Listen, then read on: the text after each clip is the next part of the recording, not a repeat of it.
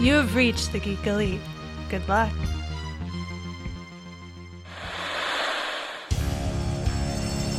I know what you're thinking.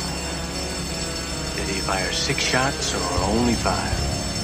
Well, to tell you the truth, in all this excitement, I've kind of lost track myself. But being this is a 44 Magnum, the most powerful handgun in the world, and would blow your head clean off, you've got to ask yourself one question. Do I feel lucky? Well, do you, punk? On this episode of Mitch and Rich, we are going to talk about a little bit of news going around the movie spectrum and get into an article released this week by Vanity Fair about Zack Snyder and the Zack Snyder cut of Justice League. Then we are going to have our review or discussion, more aptly, of Promising Young Woman, a movie that in our last recording we talked about is nominated for a Golden Globe and is, well, we'll get into what we thought of the movie. Richard, how are you doing? I'm doing good. Obviously, we took a little bit of a break there, but we're back. We're back now. And once again, I don't know, I guess I should apologize to everyone listening because I don't know. I feel like this is the third movie in a row that we've watched that is dark. Oh, it's that's a very true. Dark movie. I didn't think about that, but yeah, maybe it's because it's around like what would traditionally be Oscar time, so darker movies tend to get more of a play in the award season. Yeah, I mean, it very well could be. I don't know if it was that or what happened, but yeah, I was thinking about it today, and I was like, man, this is like the third movie in a row that I'm going to be like, I just feel unclean watching it, you know? Oh. So sorry to everyone that's looking for unicorns and rainbow farts or whatever. I don't know.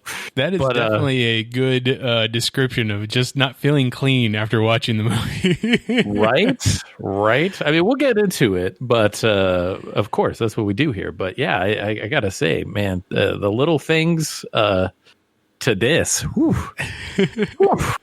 And whatever it was before that, I forget what there was another one before. Yeah, there was another one before, but I don't remember what it is at the moment. Yes. So earlier last week, Deadline reported that Adam Wingard, the director of The Guest, which is a movie we talked about, Godzilla vs. Kong, would be co-writing and directing a remake of John Woo's action classic Face Off. However, Simon Barrett, Wingard's writing partner, who is co-writing the new Face Off project with him, shed a little bit of light on this situation with the following tweet. Adam clarifying things a bit on Instagram. Face Off is a miraculous film. We would never attempt to directly recreate its magic, but we are very excited about what we have planned. And Adam Wingard's Instagram says, I would never reimagine or remake Face Off. It's a perfect action movie. Simon Barrett are writing a direct sequel being in all caps. You can get more about the story on /film. So what do you think about a direct sequel to Face Off, which a movie I know that both of us enjoy a lot? Oh, yeah. No, a huge fan. It's Nicolas Cage, John Woo, John Travolta. Yeah, I agree. I think it's a very, very wonderful action movie, and I just want to be like he makes that weird noise when he's like wakes up from having his face taken off, and I hear it all the time. Every time I think of this movie, I hear that little. It's so great. I guess I have a lot of questions, like. Why do we need a direct sequel? Number one. Number two, are we picking up, I guess, not right where we left off, but probably some point in the future? Are we back to following Castor Troy? Like, or Archer? I mean, like, are we, where are we going with this? I'm very interested. It would have to be Archer because Castor Troy is definitely dead at the end of that movie. Or is he? Or is he? Maybe it was a double face-off. It was a double-cross face-off. Maybe that wasn't him at all. Maybe that was his brother. He switched faces with his brother. See, that's a thing. Who knows? I mean, it's face-swapping technology. It could be anybody. I guess, yeah, at that point, I trust me, I love the idea of direct sequels a lot more than I do straight up remakes. Yes. However, we have gotten sequels that are after 20 to 25 years that are just not good. So I don't know how I feel about this. However, if you did a thing where you had Archer is like still as an FBI agent that goes undercover as Castor Troy often, like he literally leads a double life because they still have the Castor Troy face. I think that would be pretty interesting. Just watching him like psychologically break down because he can't figure out who he is between the two men. Yeah, that would definitely be pretty interesting. And then, I mean, I guess the other option is, maybe before he died, they put his face on ice or something, like cryo froze his face. And so maybe there's people that don't know that Castor Troy's dead. And Sean Archer's got to go back. It was Sean Archer, right? Sean Archer's got to go. Yeah, he's got to go back undercover as Castor Troy again. I don't know. I like your idea better, though, I think. Like, I mean, him just kind of like losing himself and taking this really dark, twisted thing of not knowing really who he is. I don't know. I think the psychology behind that's a lot more fascinating than just, it was a double face-off, cross-off thing where he's coming back to, scare you again, or maybe he's going undercover as someone. I don't know. That's what I just have so many questions as to what their strategy for this is. Yeah, maybe it's his daughter this time. Maybe the daughter's taking her face off. That's what I was going to say. I did hear someone give out a speculation theory of what if, I believe the actress was Dominic Swain. Yeah, what if she has grown up to be a FBI agent also, and knowing about the time that her father had to do this procedure, she has to do this procedure as well, and like it's her story of how she's going to do a face swap with somebody. You know what's crazy about that is I had not heard of her in a very long time. And then I showed up to work on set one day and she was in the movie I was working on. And I was like, what is happening? I was like, you were in Face Off. This is crazy. That's right. I forgot about that. You did tell me about that story. Yeah, super weird. I could see either story happening. I'm sure Adam Wingard, because we both enjoyed The Guest quite a bit. I'm sure that he's going to create a good movie. I'm also kind of glad that they are going the film route, because that's kind of the other trend we've seen, is that like we're going to do a sequel instead of a remake, but we're going to do a sequel as a television series instead of a film. So I'm kind of glad that they're just like, let's self-contain this to like hour and a half, maybe 2 hours, and let's not try to make like a 10-hour epic out of this sequel. Like I appreciate that approach. I think I could be wrong, but I mean, I wouldn't be opposed to a 10-hour epic, but yes, I think you're right. I think capping this off at 2 hours is the perfect sit for this type of movie. Yeah. And, the other, I guess my other side note with this is, I mean, like, didn't they learn anything? I mean, from Mission Impossible? I mean, John Woo did both, and, they could just make a mask. They don't have to take their real faces off anymore. Like, we have the technology to just cover your face and make it look real. At least the IMF has that technology. That's for sure. Yeah. Yeah, true. That's true. Okay. Speaking of remakes, though, I guess it's more of a re-adaptation. Edgar Wright is going to direct a adaptation of Stephen King's The Running Man. Now, I've never read the original The Running Man story by Stephen King at the time using the pseudonym Richard Bachman, but as I understand it, the character that Arnold plays, Ben, do you remember? Ben Richards. Running, yeah. The butcher of Bakersfield. He's not supposed to look anything like Arnold Schwarzenegger. He's just supposed to be like a sickly, thin dude. Obviously, we get Arnold Schwarzenegger, who is all muscles, and back in the 80s, like all muscles.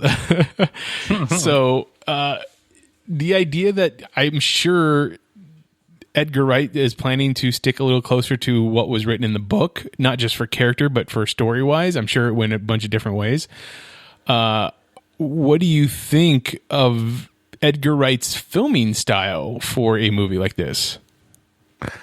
You know, well, first off, I love Arnold. Obviously, I think anyone that listens to this or knows anything about me knows that I'm deeply, madly, infatuatedly in love with Arnold Schwarzenegger as a action hero. So I feel like, you know, not trying to redo that is a very smart idea, because I think you would be pretty hard pressed to actually fill that skin tight suit that he wears in this, or his shoes, whatever you want to call it. So I think that I think that's a really smart idea. The fact that I guess it kind of is potentially more in line with the novelization, I think also a very good way of really, because to a lot, I mean, this is a cult movie. I don't think I'd call it an iconic film, but I would certainly call it a very cult film. Like, there's a lot of people that really love Running Man, and so I think you're talking to one of them, right? Yeah, no, same. I'm one talking to one, and I'm sure there's others listening. I hope.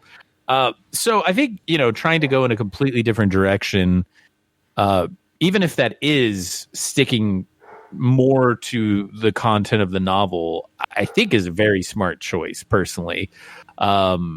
Is it going to be different? And is that maybe going to hurt my opinions of it? I hope not, but I mean, maybe, right? I mean, there might be that kind of connective tissue of, I mean, I was pretty young when I saw this, which probably is not the best movie to watch when you're young, but, you know, it happened anyway.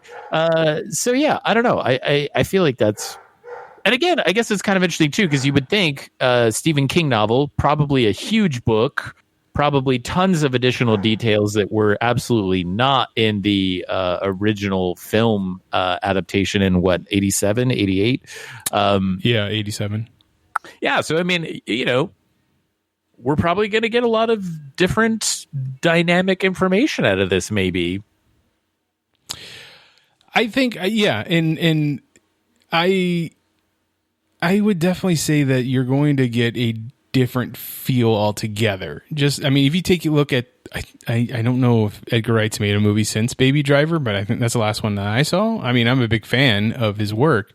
I mean, if you take a look at something like that, and you're going to get that kind of frantic energy that he usually brings to his movies. I could see the movie being that way and totally having a different feel than what we got from the 80s. I know he's got that new movie that was supposed to come out last year, but due to COVID didn't. Last Night in Soho, I believe, or something like that. It's kind of a horror movie in South London kind of thing. But I don't know.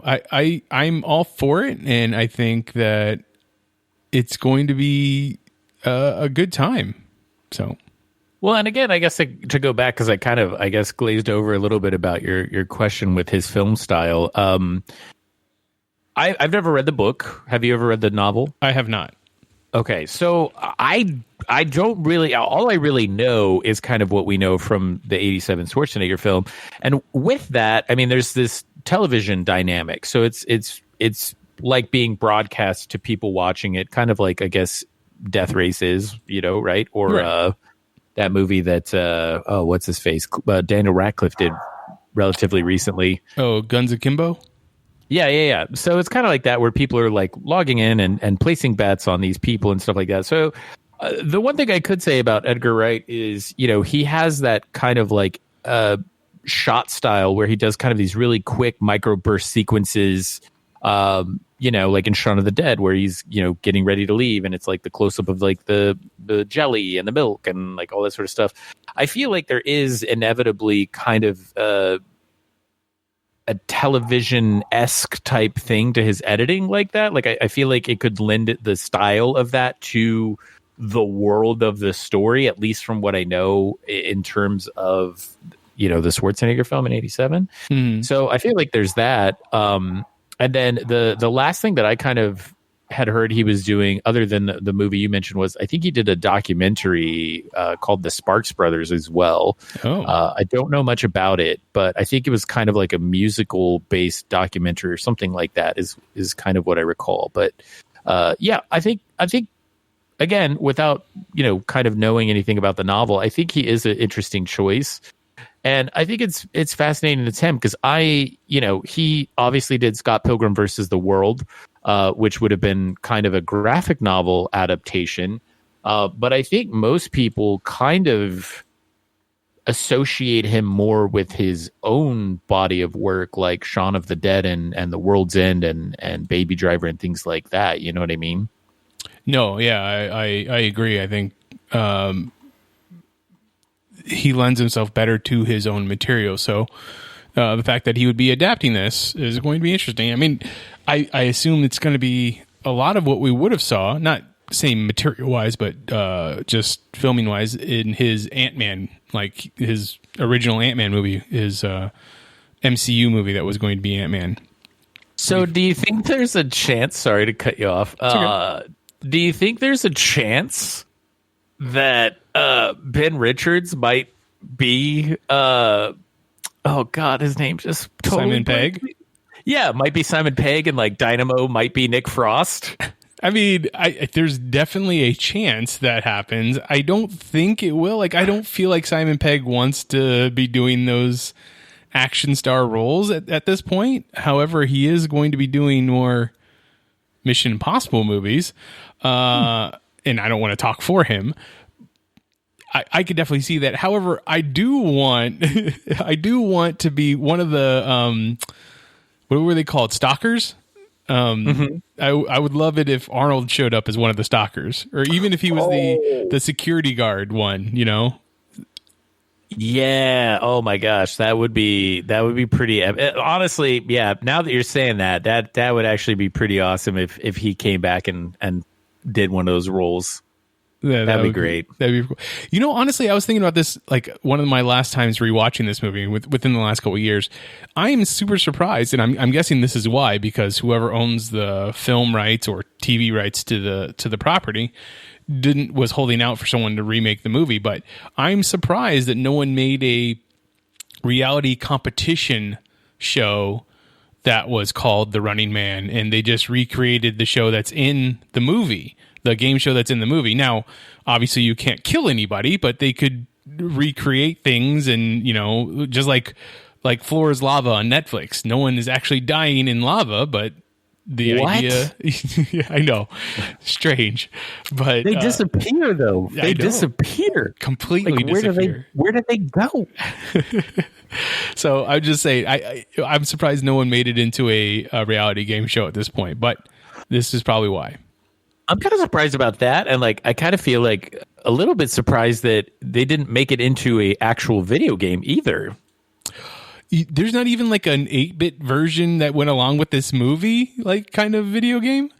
I don't know, maybe. I kind of don't think so, but I mean, maybe there is, but I don't know. I feel like there isn't, but I could be wrong. That's cool. I mean, maybe when this movie comes out, they will have a video game to go along with it. So Schwarzenegger should come back as Captain Freedom, which was Jesse Ventura's character. So he would be the retired stalker that is now announcer? Yeah, and then he could wear like his original costume from the first movie, because like in this, like Ventura's wearing like very 80s like I think it's like blue and red kind of like unitard spandex thing, if I'm not mistaken. It's been a while since I've seen this, but that would be cool. If Edgar's listening. The other thing that could be cool is just give him a bigger role and make him Killian, like the host. Oh, make him the bad guy. All right, yeah, I would be down with this too. I would be. That'd be pretty cool. Have we really seen him as a villain? I can't really even think if we've ever seen him as a villain. I mean, the Terminator, his original. Yeah, I mean, okay, I guess. Yeah, sure. If you want to go that follow way. his programming, I mean, I guess like pretty early in his career, but I mean, like, I don't think we've seen him in anything relatively recent that he's... No, probably not in the last 30 years where he's been the villain. What a missed opportunity. I'd be terrified if that guy is... I mean, he's got a brand. Like, the idea to keep himself the good guy. It's not... movie... I mean, I feel like Hollywood back then was definitely different than Hollywood now. You know, you got Jude Law now that can play both sides of antagonist, protagonist, but... Like Arnold Schwarzenegger was like, no, I'm the hero. I'm the good guy. I'm the star of the movie. That's true. Yeah. Okay. That's fair. And then earlier this week, as I said earlier, Vanity Fair did this whole expose on Zack Snyder and the Zack Snyder cut of Justice League that will be coming out March 18th, I believe, on HBO Max. And they also said that it was going to release worldwide the same day in theaters, in places where it will have theaters and stuff like that. But this is a very interesting article. It's by Anthony Breznican. There you go. And I really like the way that this writer tackled the subject. There's no real... To me, it doesn't really feel like there's a bias one way or the other. It's just kind of giving you facts and interviewing people. It does go on to say things like, you know, currently Joss Whedon is under scrutiny for his alleged abusive behavior on set of Justice League and Buffy the Vampire and Slayer and stuff like that. And they have interview with Zack Snyder, Deborah Snyder, Ray Fisher, and even Roland Emmerich. Is it Roland or Toby? Toby Emmerich. Ooh, yeah. Yeah, the head of Warner Brothers. And the idea of like what was going on after they wrapped filming originally on Justice League. The unfortunate passing of Zach and Deborah's daughter, Autumn, how they just walked away from the project when they just felt so much pressure from the studio to make changes, and they just didn't really feel like fighting anymore with them, just because what did it matter in the scope of what had just happened to their family? This just was not a priority for them anymore. And when Joss Whedon came in to redo the film, he claims it looks like it's about 3/4 of the film is new stuff, you know, and Deborah, as the executive producer of the movie, had watched the screening of the film that went out on theaters, told Zack Snyder not to watch it. Like it would just hurt him too much. Finally, after, you know, the release, the Snyder Cut campaign did enough publicity that the Warner Brothers, or Warner Media more to it, was like, hey, what about, let's go ahead and give you the movie. Let's release your movie. Just give us, you know, your rough cut that you have on your laptop. And he's like, no. I won't do that. Like he goes into like, there's 3 things. He's like, 1, that's going to get the internet off of your back. 2, it's going to make you guys look like a good guy. And 3, if it still ends up not being good because it's a rough cut, you're just going to point to it and be like, see, this is why we didn't want to release it, kind of thing. So in the end, he got them to pay the $70 million for the reshoots that he needed to do, and the special effects, visual effects that he needed to make the movie he wanted. He took no salary on it, so that he can get creative control of the movie, and it's going to be released. Now, one of the things that is mentioned at the very end of the article is that he plans to have it released on HBO Max in 4:3 ratio. Now, let me see if I can find the exact quote about that so that I don't misquote it. It's because he says, in what may be a divisive move, he's also presenting the movie in the boxy 4:3 format rather than widescreen, so that one day it can be watched on IMAX screens. So, I mean, I guess that's the thing that I would ask to you. Like, what do you think about that? I don't know. That still seems massively bizarre to me, honestly, because I mean, I don't even know how many people still even have a 4:3 television. I would imagine everyone now is in 16:9. It's a very weird choice to me because, again, if I ever had the chance, regardless of what it is, if I'm watching, let's say Blade Runner 2049, right? I love that movie. Okay, I watched it 3 times in IMAX, and it was phenomenal. I have it at home. It's definitely not in 4:3, but it's also not in IMAX. You know what I mean? Like, even if it was in 4K, or even if you had the best 8K resolution television, or 32:10 or anything, it's not going to be the same experience that you're going to get in the IMAX. You're never going to be able to replicate that. Well, okay, maybe that's a bit of an exaggeration. More likely than not, you will never be able to actually represent the IMAX experience in your own home, right? Right. So I don't know. Personally, I don't see any point of releasing it in 4:3, especially when you're traversing murky water, right? Like, in some capacity, I would think that Snyder needs this to come out and still do well. I think Warner Media needs this to come out and still do well. And I just don't see the point of why you would release this in a resolution that really hasn't been utilized in, well, not utilized, but hasn't really been the standard format or resolution format for probably the last 20 years at this point. Maybe 98. Maybe a little bit over 2. Well, I guess it'd be a little bit later than 98, but hypothetically, we'll say 15 to 20 years, right? Like 4:3 really hasn't been overtly prominent for at least that duration of time. So I don't know. To me, I don't really see the point in that, but I don't know. What are your thoughts on it?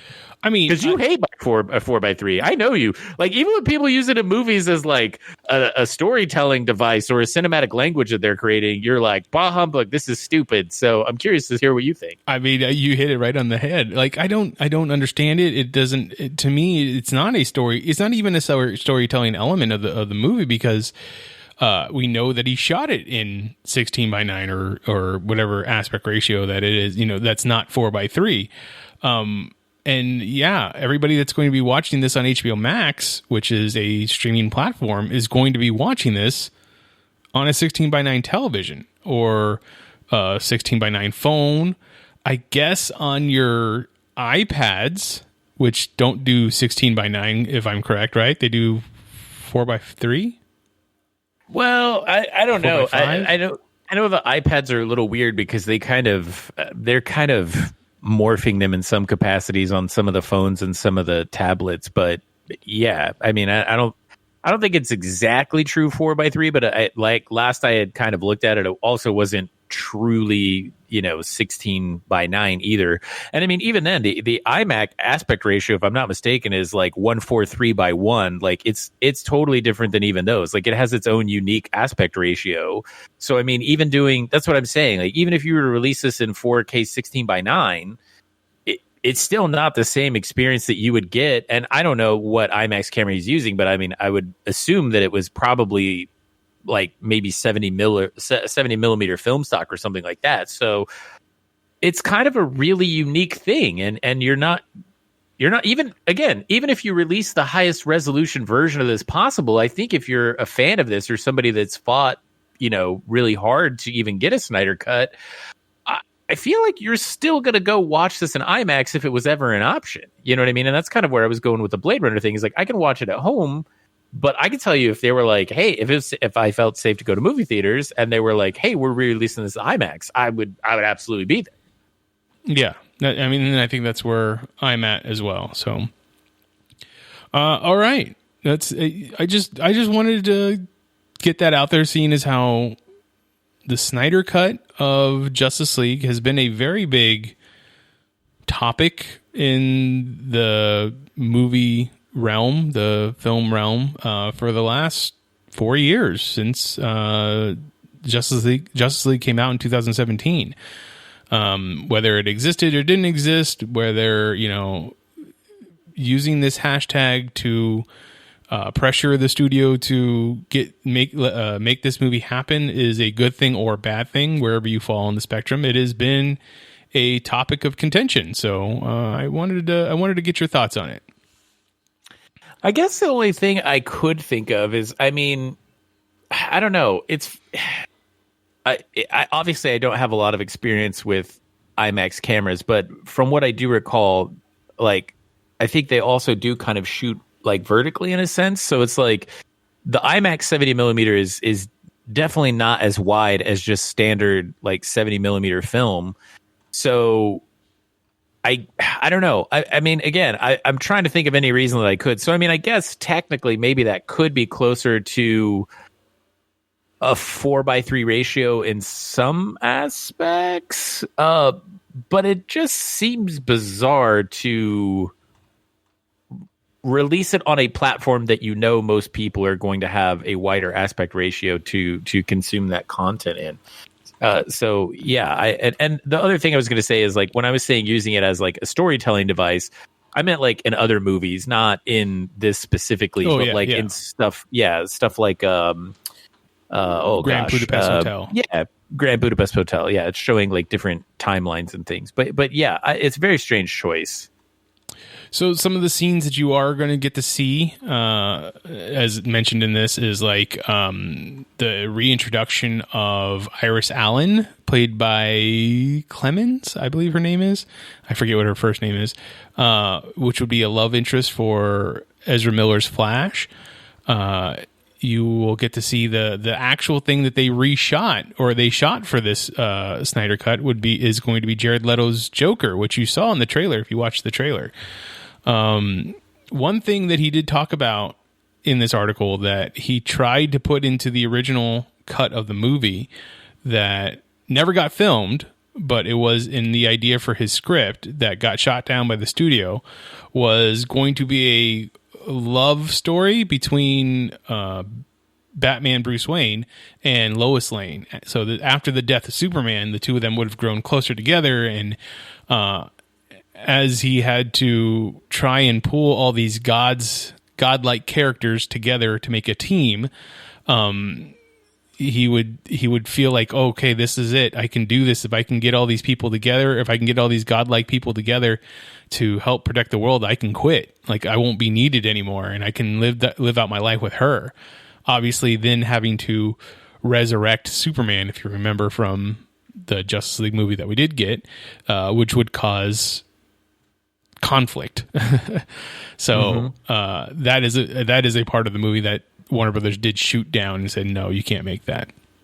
And like I said, the article does go into a whole bunch of stuff about when Joss Whedon was brought in, the studio bringing in John Berg and Jeff Johns to quote unquote babysit him on set, Zack Snyder being him.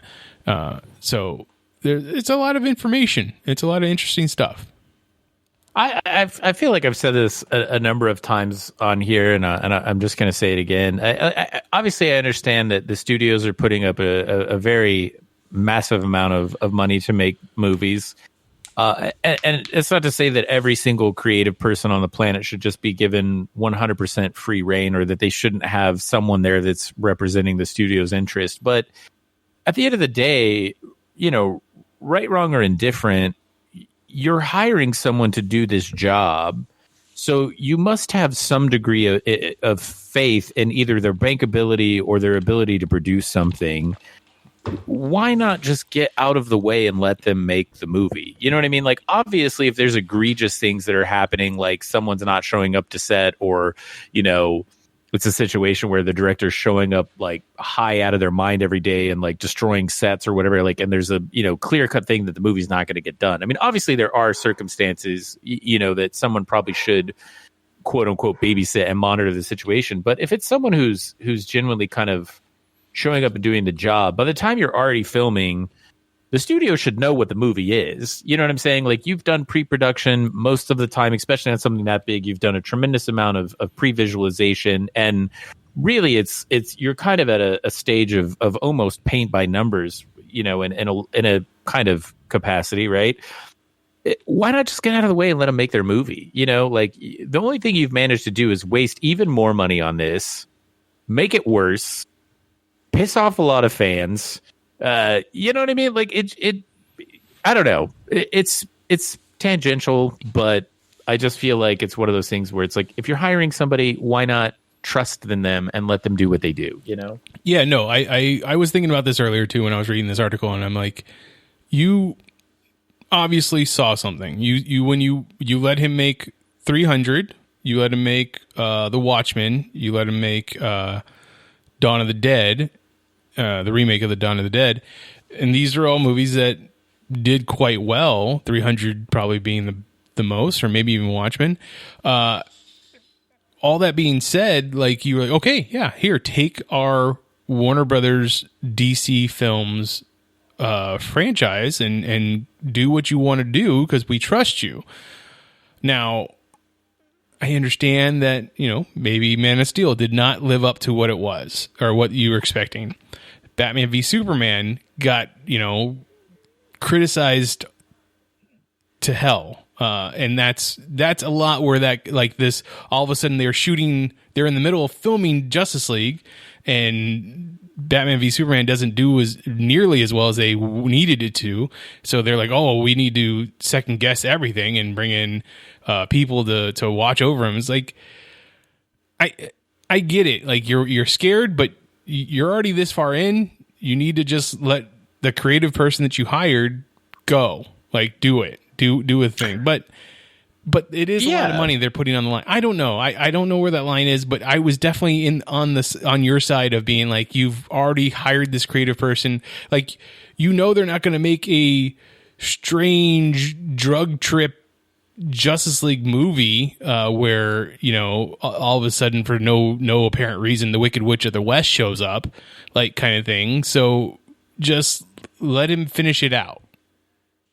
Well, and again, I go back to even that, because you kind of have to question, how much of those movies are his movies. I mean, even especially reading that article, and there's a lot of, and again, who knows? We'll never know, most likely. But I don't know. It's crazy because you look at, like, Dawn of the Dead, you look at stuff like Watchmen, 300. Like, it feels very coherent and very Snyder.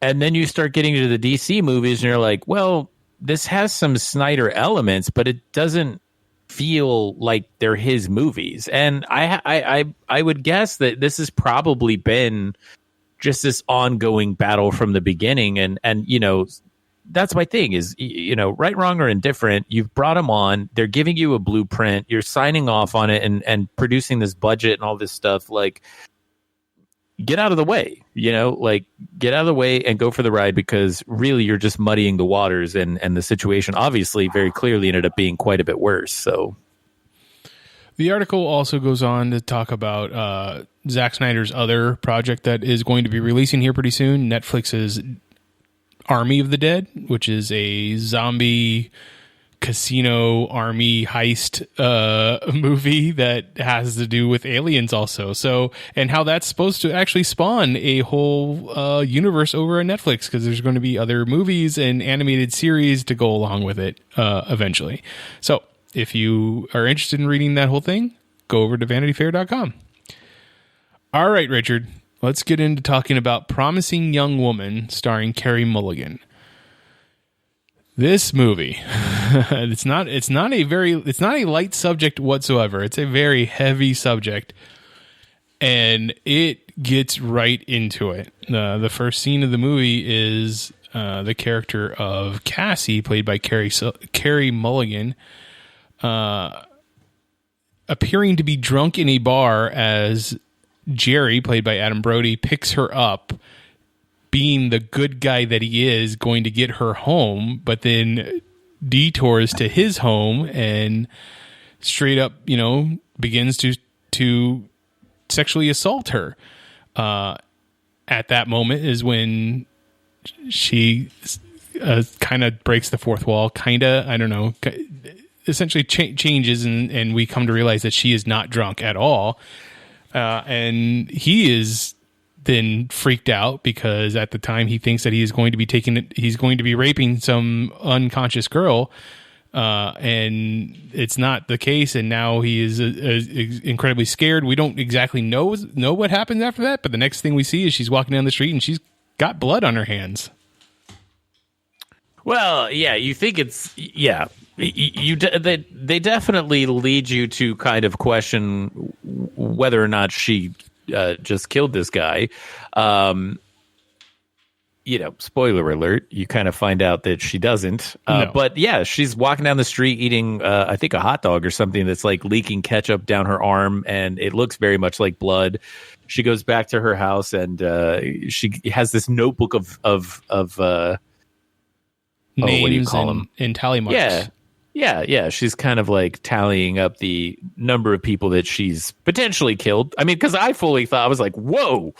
I was like, wow, we're just starting this movie off with this and then murder. And wow, like this is crazy. I was like, I better buckle up because I don't know where the heck this movie's going over the course of the next hour and a half, 2 hours.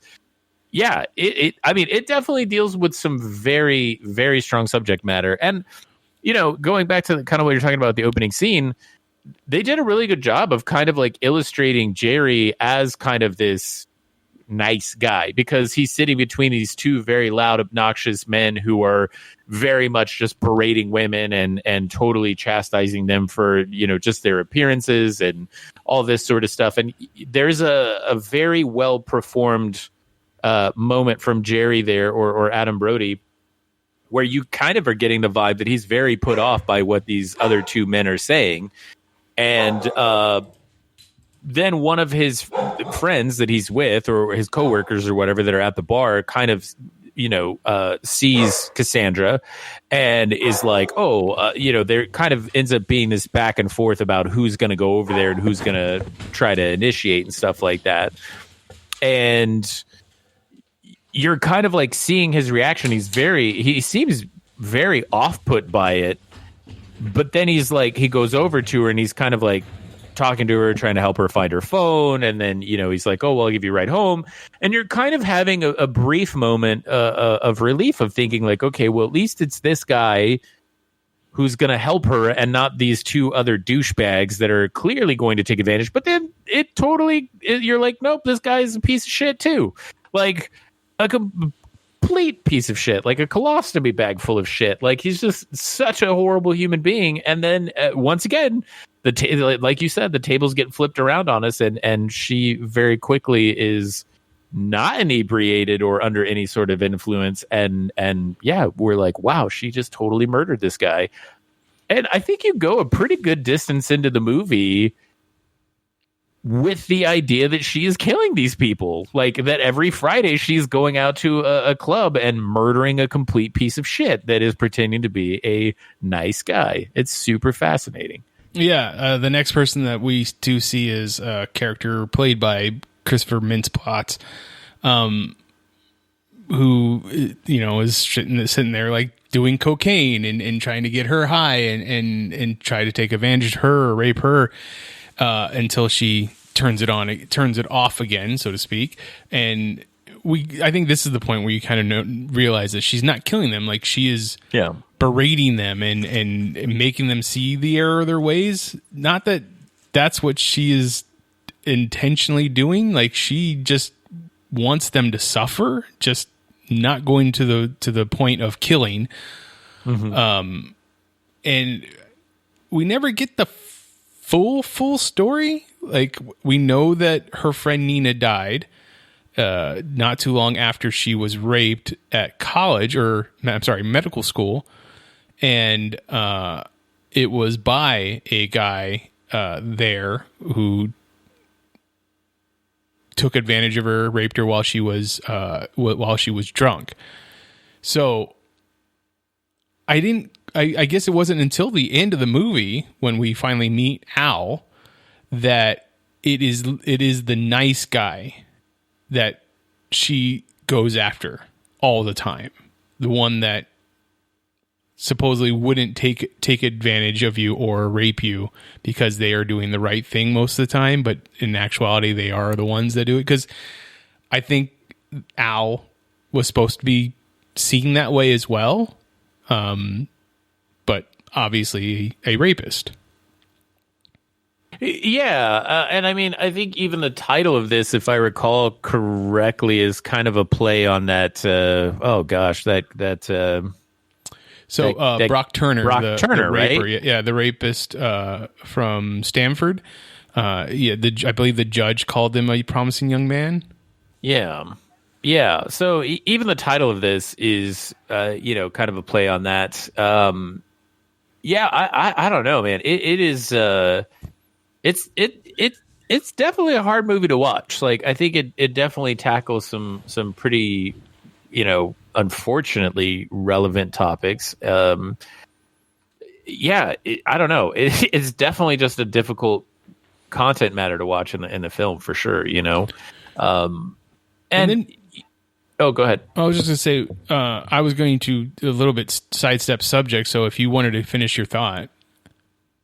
Oh, no, I was just going to start getting into Bo Burnham's character, because that's kind of was the next thing where I was headed with that. But go ahead. Yeah, that's the same thing. I was going to go with that. You come to find out, it's not just about the people, the men who did the act, but also the tangential, because we get into Alison Brie's character and Bo Burnham's character, both who went to medical school with Cassie and Nina.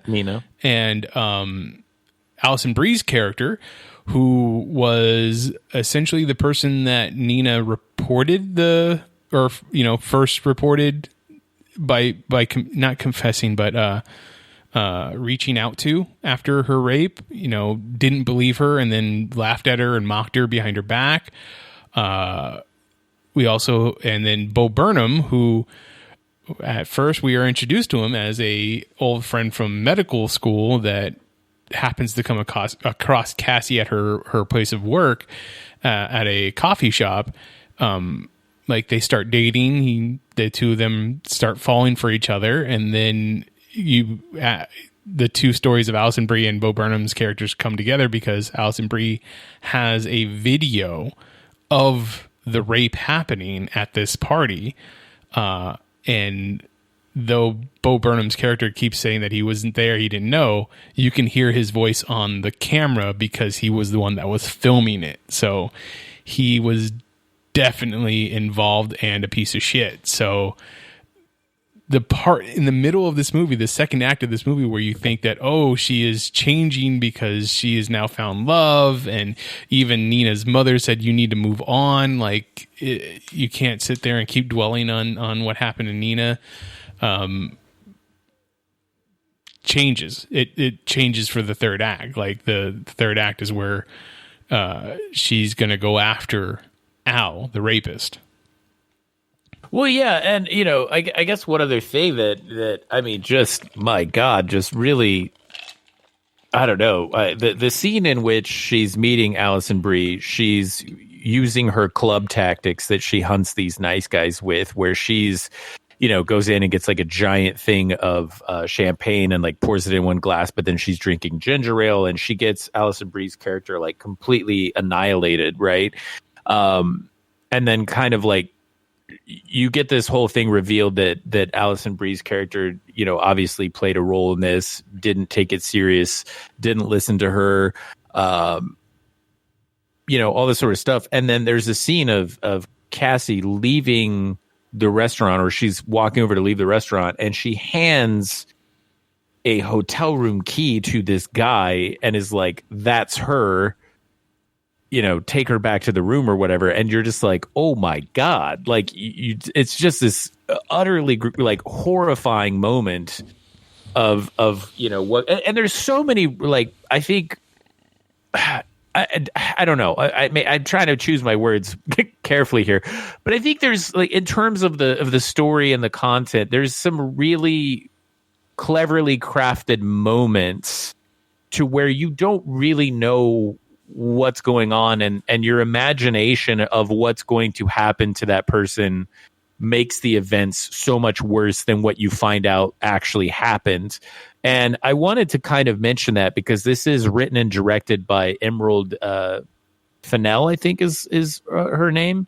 And this is actually her directorial debut. And I think she did a really phenomenal job of telling a story that it's exceptionally hard to watch because of the content, but doing it in a way that you're kind of really drawn into what is happening and what's going to continue to happen. And it's like, it's pulling you through the narrative, but it is leaving you with enough questions of where you're like, I really want to find out what's going on, what happened, and what's going to happen, you know? And so I think that's pretty impressive for a kind of relatively newer filmmaker, if you will.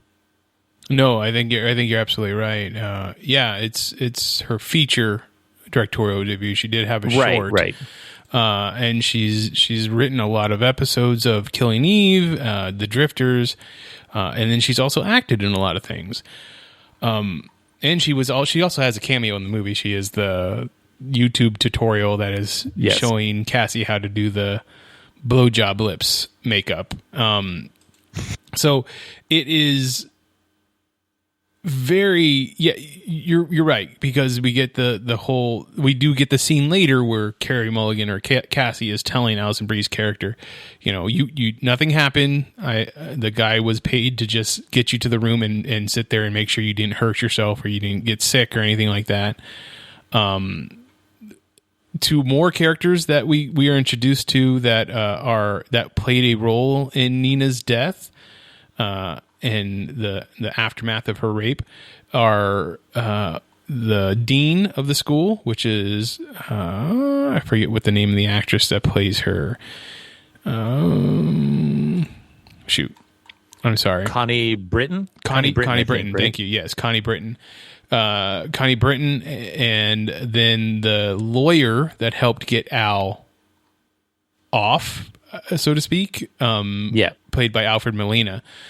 And what she does to Connie Britton's character, also, like, it very much, your mind goes to that dark place of like, did she really do this to this young woman? She essentially kidnaps Connie Britton's daughter, who is a high school student, and with telling her that, hey, I'm a makeup artist. I'm going to be doing the makeup for a boy band at this local cafe. I don't know how to get there. Can you show me the way?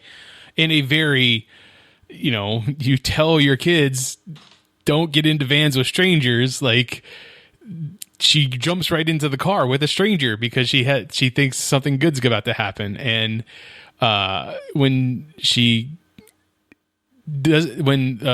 Connie Britton like calls the cell phone of her daughter and Cassie has the cell phone, she says, you know, I put her in the same room that Nina got raped in. So if you're okay with those boys in that room, then you shouldn't have anything to worry about, kind of thing. We come to find out that she is just sitting in the cafe and nothing has happened to her. Cassie would not do something like that. The next thing is the lawyer, and played by Alfred Molina, who I think gives such a phenomenal performance in this. Not that he's ever not given a phenomenal performance, but he gives such a, and don't get me wrong, everybody in this movie, well, the main characters all give a great performance in this, especially Carey Mulligan. But Alfred Molina gives such a strange and beautiful performance, like as this lawyer who is just fed up with his life of defending these scumbags and helping them get away with I'm assuming more rapes that they've done throughout their lives, waiting for whoever it is that was going to come after him to come after him. He even says everybody has to pay the piper at some point, which definitely is foreshadowed for the end of this movie. He says, you know, I'm here, I'm ready, whatever you need to do. And as Cassie leaves, there was a guy that she was going to pay to do something to Alfred Molina's character that we don't exactly know what. Now, nobody else got killed or hurt in any way, but I have no idea what she would have paid this guy to do. Do you have any speculation? I don't, and that's again where I think this story is very, very well paced and very well crafted, is because you still don't really understand that there are going to be kind of like, I don't want to say not consequences, but it's kind of like a use your imagination against you type of thing. You know what I mean? Like, she made Dean Walker like imagine the worst possible thing that could happen to her daughter, even though her daughter was not in harm, most likely. I mean, she could be, because she was just randomly dropped off at a diner somewhere. So maybe, I mean, she could have been, but more likely, she's not in a real prominent threat, as obviously if she would have followed through with it, maybe she would have been, right. And so yeah, it's kind of a very, but as a viewer, I still don't think you really know that when you see this guy. Like, you just see this guy and you're like, ooh, that guy just looks like he was going to go in there and totally F this guy up in like the most brutal, grotesque way. But then you're right, when you sit here and you reflect upon it, you're like, well, she didn't really have anyone that kind of got these consequences actually enforced upon them. So I don't know if he was just supposed to go in there and then like psychologically break this guy down. I'm not really sure. I guess the morbid curiosity in me is like, I kind of want to know, but I think I'm better off not knowing. I think so too. Honest. I think I'm right there with you. I think we're better off not knowing, like and at this point, because it could have been anything. Yeah. Finally, when she gets to the bachelor party of Al, she is dressed as a stripper nurse. She gets everybody at the party, other than the groom, drugged, so that they all pass out right away. Then she handcuffs the groom to be to the bedpost, and then reveals who she is and why he is now in the predicament that he's in, and is about to start, as she puts it, use a scalpel to carve Nina's name into his body. As she's going to do that, he breaks the handcuffs to the headboard, at least one of them, and begins to not only smother, but like put his knee on her neck. And I'm definitely do not think that was not done purposely by the director, and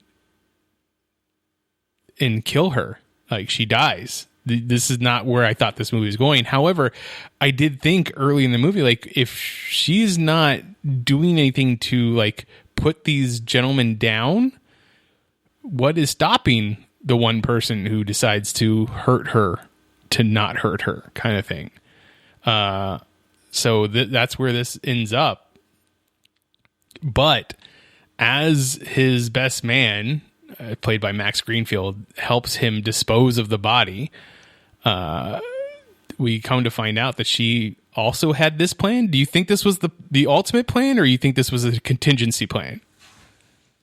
I mean, I think it's been something that, she obviously fantasized a long time, because I think that she knows that even if she went and killed him, that she probably would be the one that would get in trouble, and it would overshadow kind of what happened to Nina. I really feel like this was her ultimate plan, because, she arrives there, she takes the license plate off her car and throws it into the like wooded area next to the house, which, like, the only reason you would really do that is because you're like pretty sure they're going to kill you and try to get rid of your body. And the thing is that at least if they get rid of the car, then your license plate, there's still some sort of evidence that you were there. Like, she puts that handcuff on him, and like he makes a comment about it, and she's like, you'll get used to it. So it's like, it really does see. And then all of the stuff where, she had sent kind of the video and the other evidence to the lawyer that's now had, over the years, a psychotic breakdown and a change of heart and all that stuff, as well as the like scheduled text messages that go out to Ryan, which is Bo Burnham's character.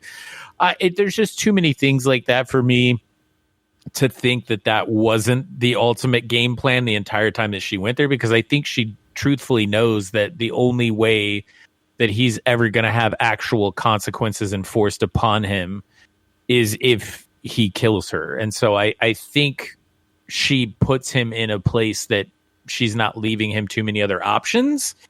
And I think that's definitely her ultimate goal and plan from the get-go of going out there, So at his wedding, he is arrested after the text messages and the package arrives to the lawyer, as you said, and the piece of the locket that Gail has at the coffee shop, all evidence pointing towards her body being destroyed or burned, and it relating back to Al. So what did you take of those scheduled text messages to Bo Burnham's character? Well, I think they're all gonna get in trouble. You know what I mean? The video is gonna come out. Like, I think they're inevitably going to kind of all face some sort of repercussion. And then, he lied to the detective about not knowing where she went, but clearly he knew that. And, I think there's just enough evidence that he's also going to face some sort of repercussion.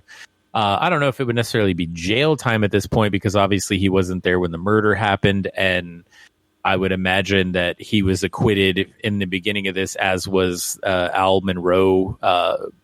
So all of them apparently that were involved were acquitted by. Well, I don't think it even made it that far. I think it was told to go away, kind of thing, at the very beginning of the rape case, kind of thing.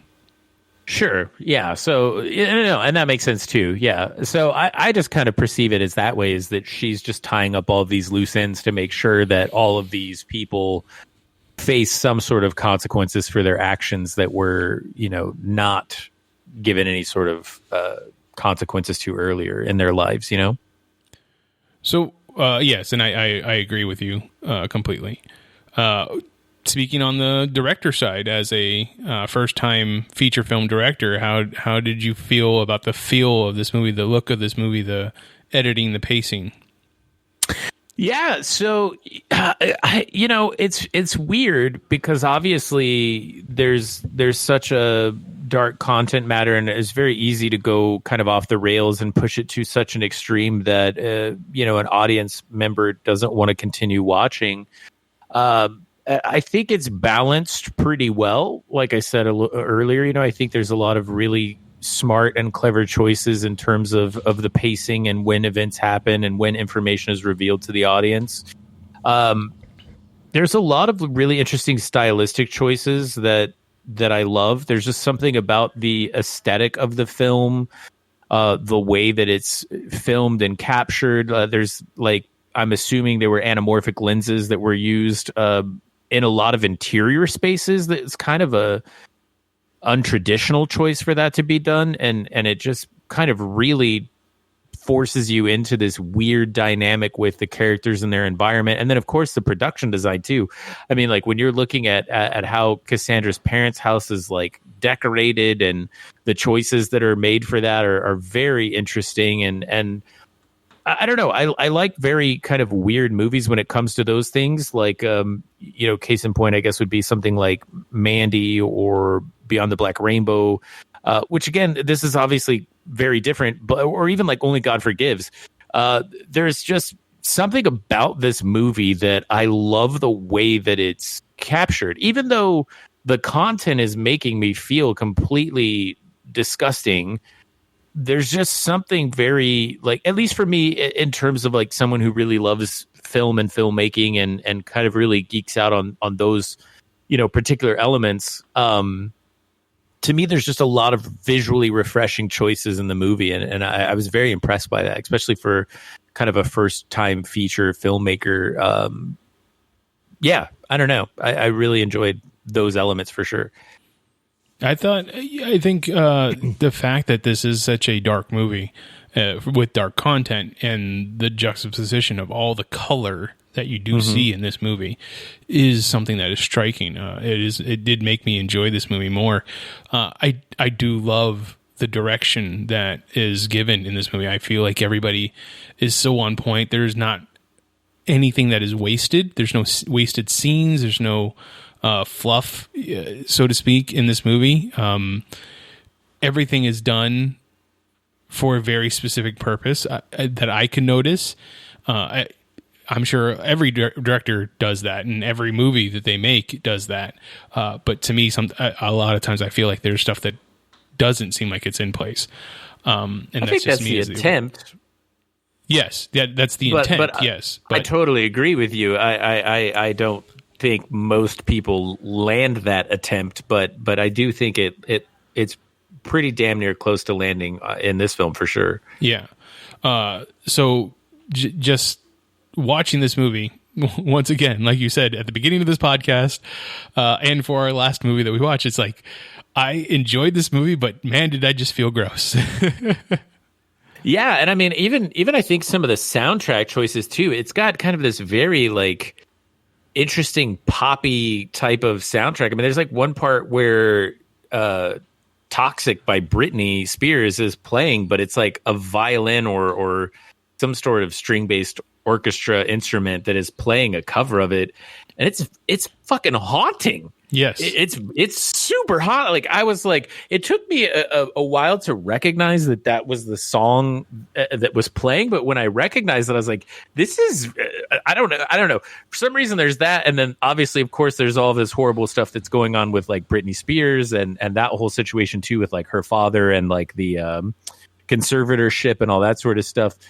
So I don't know if like knowing all that stuff like made that song that much worse for me or what, but like I don't know. There's something very just unsettling about hearing that song presented in that way. But again, it's unsettlingly beautiful at the same time. Like it's very weird juxtaposition all throughout all this movie. There's so many shots where Cassandra or Cassie is like almost being framed with these things behind her, like these, whether it's her headboard or there's like a shot in the coffee shop where there's like this art piece that's behind her, and it kind of just is like these very like almost ethereal type of like angel wings that kind of look like they're being presented. So I don't know.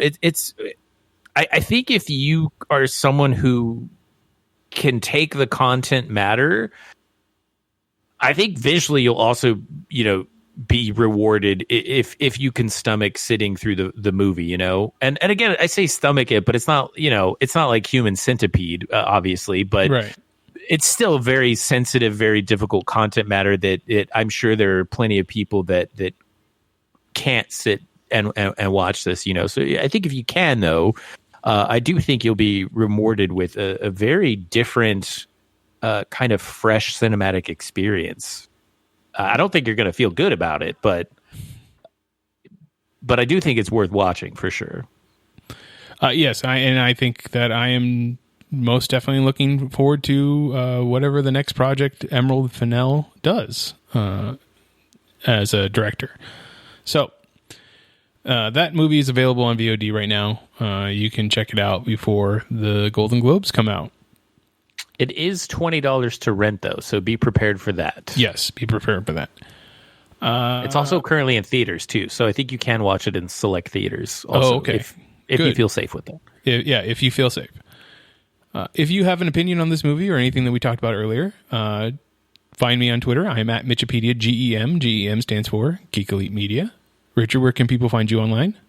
Yeah, so you can actually just head over to RiCohen.com, RICOWN.com. And I don't know if that actually is true. Can you say that way? Like, I think that might be copyrighted. You might want to bleep that out. I don't know if that's like relevant anymore. Like, do people still know that commercial? I don't know. I don't know if it matters if it's relevant or not. I should just be like, you could find me at RiCohen.com. I don't know. Maybe it's got to be fair use. I'm saying it like as a parody or something. There you go. Probably fair use. Maybe. I don't know. But yeah, you can find all my social stuff on there for sure. The rest of Geek Elite Media is at Geek Elite Media on Twitter, at Geek Elite Media on Instagram, and Facebook.com/Geek Elite Media is our Facebook page. Check out archived episodes of this podcast and other podcasts on our website, geekelitemedia.com. Go to our Patreon, patreon.com/Geek Elite Media for exclusive material you can only get if you're one of our patrons. And whatever podcatcher you use to listen to us, please rate and review us so it helps spread the word of our network.